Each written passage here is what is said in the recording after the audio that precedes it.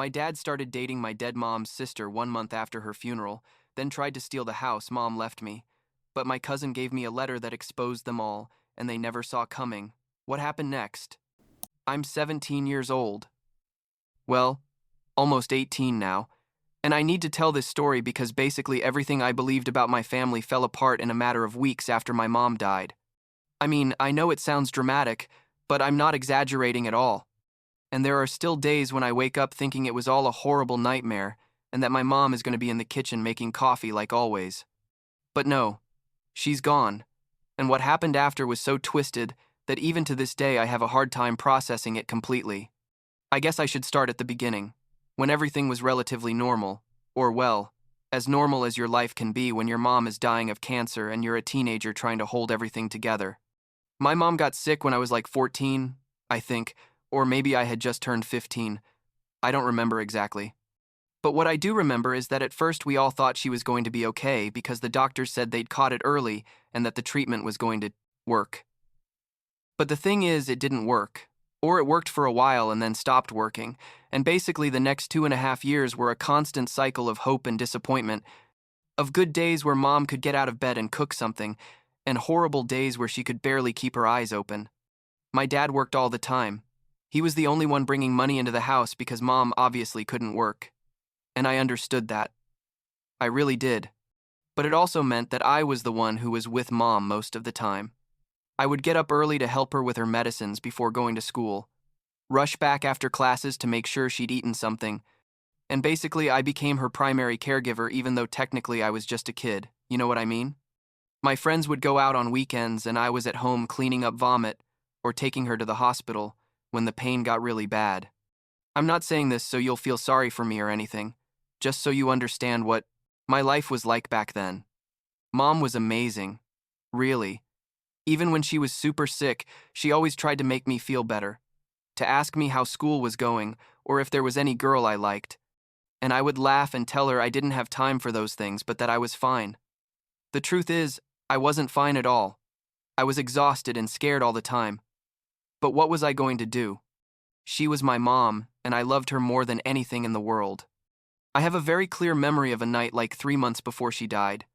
We were watching TV together in her room because she couldn't go down the stairs anymore, and suddenly she grabbed my hand and said, "James, no matter what happens, you're always going to be okay." I made sure of that. At that moment, I didn't understand what she meant by that. I thought it was the morphine talking or something, but later it all made sense in a way I never expected. Mom died on a Tuesday morning. I think it was May, but honestly, those days are a complete blur in my memory. I was at school when my dad called me and just said, "You need to come to the hospital now." He didn't tell me she had died, but I knew from his tone of voice. You know, that way someone talks when they're trying not to break down. When I got to the hospital, she was already gone. Like literally she had just passed like 10 minutes earlier, and they let me go in to see her. And I just stood there, not knowing what to do because she looked exactly the same as when she was sleeping, but at the same time completely different. My dad was crying, which almost never happened, and I cried too, obviously. But there was something weird about the whole thing, something I couldn't identify at that moment, but that later made a lot of sense. The funeral was horrible. Basically, my mom's entire family was devastated, especially my grandpa, my mom's dad, who had always been super close to her. My grandma had died when I was a baby, so it was just my grandpa, and seeing him cry was probably one of the hardest things I've experienced, because he had always been like this super strong and stoic figure, you know? My mom's sister was also there, my Aunt Nancy, who was like 38 years old and had never married or had kids of her own except for my cousin Ashley, who she had when she was super young. Aunt Nancy and Mom weren't super close. Truth be told, there was some tension between them that I never fully understood, but that was always there, like this awkward thing at family gatherings. The first 2 weeks after the funeral were weird, like really weird. The house felt empty and huge at the same time, and I didn't know what to do with myself because for 2.5 years, my entire routine had revolved around taking care of Mom, and suddenly there was nothing to do. My dad was weird too. I mean, I guess we were all in shock and processing grief differently, but he started going out more, staying out late, and when I asked him where he'd been, he'd just say vague things like, "I need to clear," my head, or I was with a work friend. I didn't think much about it at first because, well, everyone handles pain their own way, right? But then, like 3 weeks after Mom died, my dad came home one night and sat down with me in the living room with this serious expression and said, "I need to talk to you about something important." And I thought, okay, maybe he's going to say we have to sell the house or that he needs me to get a job to help with expenses or something like that. But no. What he said was, "I've been spending time with your Aunt Nancy, and I think we're developing a special connection. We're going to start dating formally." I swear at first I thought I'd heard wrong, like I literally said, "Wait, what?" And he repeated the same thing but with more words, explaining that they were both going through the grief of losing Mom and that they'd been supporting each other and that they'd realized they had feelings for each other. I couldn't even process what I was hearing. I mean, my Mom had been dead for less than a month, and my dad was already dating her sister. Her sister, can you believe it? I told him he was crazy, that it was sick and twisted and that Mom would probably be rolling in her grave if she knew, and he got angry and started saying that I didn't understand, that he was suffering too, and that he had a right to seek comfort and companionship, and that eventually I was going to have to accept it because he was going to keep seeing Nancy with or without my approval. I basically locked myself in my room and didn't talk to him for several days after that, and when he tried to talk to me, I just ignored him or gave him one-word answers because the truth is, I was so angry and disgusted that I didn't trust what was going to come out of my mouth if I started talking seriously. The next few weeks were super tense in the house, like you could cut the tension with a knife. My dad would bring Nancy to the house, and I would go to my room or go out for a walk because I couldn't stand seeing them together. Seeing her sitting on the couch where Mom used to sit, using Mom's favorite coffee mug, acting like it was completely normal and acceptable to be dating your dead sister's widower barely a month after her death. Nancy tried to be nice to me at first, asking me how I was and if I needed anything, but I treated her with glacial coldness because I felt like she was just as guilty as my dad of this horrible betrayal of Mom's memory. One day, I think like 2 months after Mom died, I came home from school and Nancy was in the house with a bunch of boxes and suitcases. I asked my dad what was going on, and he said, very casual, like it was the most normal thing in the world, "Nancy is going to move in with us." I thought it was a good next step in our relationship. I exploded, literally exploded. I started yelling at him. How dare he bring another woman to live in the house that Mom had considered her home, that it was a huge disrespect, that it wasn't going to accept that.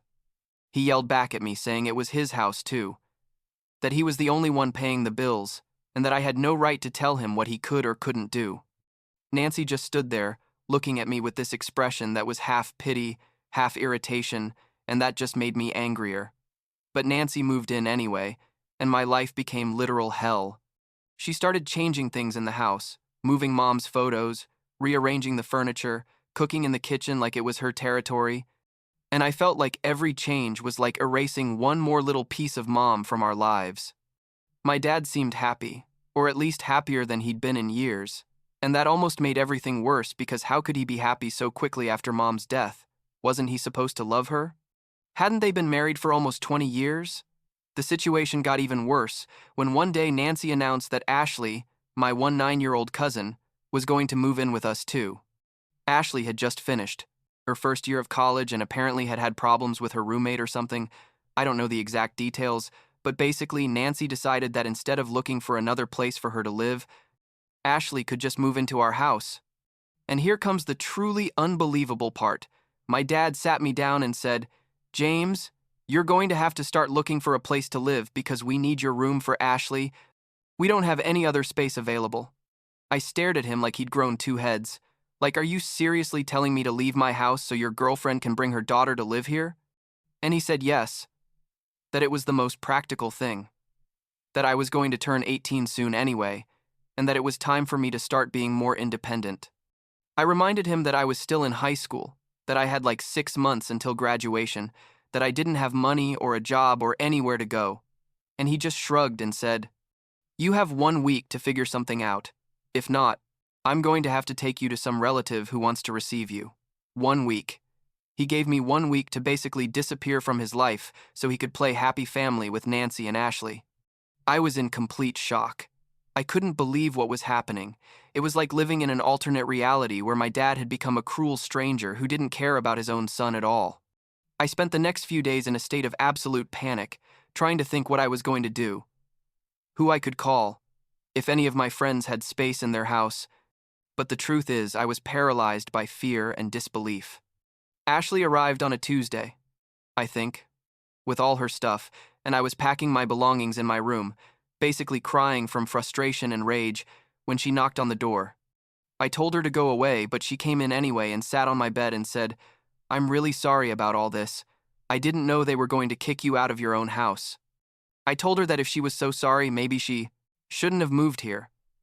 But she explained that her mom hadn't given her all the details, had only told her there was an extra room available and that it would be easier for her to be close to her university, which was technically true because our house is like 20 minutes from campus.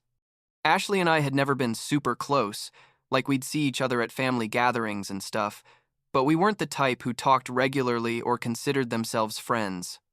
But at that moment, seeing her sitting there on my bed with this expression of genuine concern, I felt like maybe she was the only person in this whole horrible situation who really saw how wrong everything was. She asked me if I had anywhere to go, and I told her no, that I was basically going to end up on the street or in some youth shelter or something. She was quiet for a moment, and then took an envelope out of her bag and gave it to me, saying, "Read this when you're alone. It's important." After she left, I opened the Problem 7 envelope, and inside was a handwritten letter from Ashley. The letter said that she had been listening to conversations between her mom and my dad, and that there were very shady things going on, things related to the house and money, and that I needed to contact my grandpa immediately, my mom's dad, and tell him everything that was happening. The letter also said that my mom had told my grandpa something important before she died, something about the house, and that it was crucial that I talk to him before it was too late. It ended saying, "Trust me. Your grandpa is going to be able to help you. Just call him." I'm not going to lie. I was confused and a little skeptical, but I was also desperate, so I called my grandpa that same night. He answered after the second ring, and when he heard my voice, he immediately got alert, asking me what was wrong because he could hear in my tone that something wasn't right. I told him everything about Nancy moving in, about Ashley, about them, kicking me out of my house, and he was silent for what seemed like an eternity. Finally, he said, "James, stay where you are. I'm going to be there early tomorrow morning. Don't move from that house and don't let your father take you out. You hear me? Don't tell anyone about this call. My grandpa lives like 3 hours away, in a bigger city, and he's relatively wealthy, like he has his own construction company or something. I don't know exactly the details of his business, but he's always had money." The next day, exactly at 9 inches the morning, he knocked on the door of the house with a formal suit and a lawyer next to him. My dad opened the door and was surprised, asking what was going on, and my grandpa, without wasting time on courtesies, said, "We need to talk about this house and about the lies you've been telling my grandson." What happened next was probably the most surreal and satisfying hour of my entire life. My grandpa and the lawyer came into the house. Nancy appeared from the kitchen looking nervous, and my grandpa put a bunch of legal papers on the dining room table. He explained that my mom, before she died, had talked to him about her concerns, about the fact that she suspected my dad had been cheating on her with Nancy from before she died, and that she was afraid that after her death, my dad would try to take away everything that belonged to me. Here comes the part that completely blew my mind. It turns out this house we'd lived in my whole life, wasn't really my parents'. My grandpa had bought it when I was born and had legally put it in my name as a gift, with the condition that my parents would act as legal guardians until I turned 18. My dad had always said that he had bought the house with his salary and that it was his, but that was a lie. The house was mine. Technically, it had been mine since I was born, and Mom was the legal guardian along with Dad until she died. But here's the truly great part. Mom, knowing that something was wrong, knowing or suspecting that Dad wasn't going to look out for my interests after her death, had gone to my grandpa like a month before she died and had changed the legal guardianship of the house. Instead of automatically passing to my dad, the guardianship passed to my grandpa. That meant that my dad literally had no legal rights over the house. He was living there only because I, the real owner, had allowed him to live there. And now, my legal guardian, my grandpa, was here to exercise his rights. My dad turned white, like literally all the color drained from his face, and he started stuttering, saying that couldn't be true, that the house was his, that he'd been paying the mortgage for years. The lawyer very calmly explained that there was no mortgage, that the house had been bought in cash by my grandpa 17 years ago, and that any payment my dad had made had simply been contributions to the maintenance of a property that was never his. Nancy looked completely horrified. I think, until that moment, she had no idea that the house wasn't my dad's. She'd probably assumed it was his and that after marrying him, she would have rights to the property. My grandpa then said, addressing my dad and Nancy, "You have exactly 1 month to get all your belongings out of this house and move. James is the legitimate owner. I'm his legal guardian, and you're here only because we've decided to be generous by giving you time to find another place. If you don't leave in a month, we're going to proceed with a legal eviction order." He also mentioned that there was evidence that my dad had been planning to forge documents to transfer the house to his name, which was a crime, and that if he tried anything similar again, they were going to file criminal charges. Nancy completely lost her composure, started yelling at Ashley, accusing her of helping me, of telling my grandpa about the situation, and Ashley, who had been standing on the stairs watching all this, simply said, "Yes, I helped him. Because what you're doing is wrong." Nancy lunged at Ashley and slapped her so hard that the sound echoed throughout the room, screaming things about betrayal and disloyalty. My grandpa immediately called the police. Ashley decided at that moment that she was going to press charges for assault against her own mother, and the whole situation turned into absolute chaos, with police taking statements and Nancy being escorted outside to calm down. And the next few days were super weird, like I was living in the same house as my dad and Nancy, but we didn't have to pretend any kind of family relationship anymore. They basically locked themselves in their room and I stayed in mine. Ashley moved to a hotel because obviously she couldn't stay there after everything that had happened. My grandpa stayed with me those days, sleeping in the guest room, and honestly it was a huge relief to have him there, because for the first time in months, I didn't feel completely alone and vulnerable. My dad and Nancy moved out exactly 3 weeks later. They didn't wait the full month. I think they wanted to get out of there as quickly as possible. There were no emotional goodbyes or closure conversations.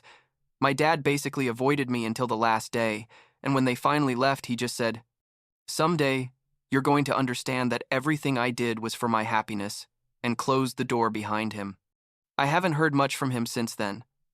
I think he's living with Nancy in an apartment on the other side of town, and honestly, I'm not interested in knowing more. Ashley and I have kept in touch. She ended up moving to an apartment near her university and basically cut off relations with Nancy. She sends me messages every so often asking how I am, and I do the same. Like we've become closer after all this, in a strange way. She saved me. Literally and completely saved me. My grandpa moved into the house with me like 2 months ago. He decided he didn't want to leave me alone here, being a minor still. And also because I think he misses my mom, and being in this house makes him feel closer to her. It's weird living with my grandpa, like I never thought this would happen, but at the same time it's 1,000 times better than being with my dad and Nancy. He cooks pretty well, helps me with homework when I need it, and basically just treats me with respect and affection, things that started to be missing with my dad even before Mom died. I turned 18 2 weeks ago, and my grandpa organized a small dinner. Just the two of us, and Ashley came too. It was bittersweet because all I could think about was that Mom should have been there. She had waited so long for my 18th birthday. She always said she was going to throw me a huge party, but she never got to see it. At the same time, I felt grateful for the people who were there. The people who really cared about me. I'm going to start therapy next month. My grandpa insists I need it to process everything that happened. Mom's death, Dad's betrayal, all the drama with the house, and he's probably right. There are days when I feel good, like I can handle all this and move forward, and there are days when I wake up and the weight of everything crushes me completely. I miss my mom every day, but I also understand now that she protected me even after her death, that she made sure I would be okay even when she couldn't physically be here anymore to take care of me. Last week, I found a box in the attic with letters that Mom had written for me. Letters for me to read at different moments in my life. Your graduation, your wedding, your first child, that kind of thing. There's one that says, "Open it when you feel lost," and I opened it last night. It basically said that she knew things were going to be difficult after she was gone, that my dad probably wasn't going to be the father I deserved, but that I was, stronger than I thought, and that I would always find my way. It made me cry like an idiot. I'm not going to lie, but it also made me feel less alone somehow. I don't know what's going to happen with my relationship with my dad long term. Part of me hates him for everything he did, for betraying Mom's memory in such a horrible way, for trying to steal my house, for kicking me out when I needed him most. But another part of me, a very small part, just feels sorry for him, because in the end he lost his wife, he lost his son, and all for what? To be with a woman who was probably only interested in his supposed property. Maybe someday we can talk about this. Maybe not. Honestly, I'm not sure I care enough to try. My grandpa says the best revenge is living well, and that's what I'm trying to do. I graduate in a few months. I'm applying to universities, and for the first time in a long time, I feel like maybe, just maybe, things are going to be okay. It's not going to be easy, and I have very dark days where everything feels impossible. But I have a roof over my head that legally belongs to me. I have my grandpa who supports me, and I have the memory of my mom who keeps protecting me in ways I never imagined. And for now, I guess that's enough.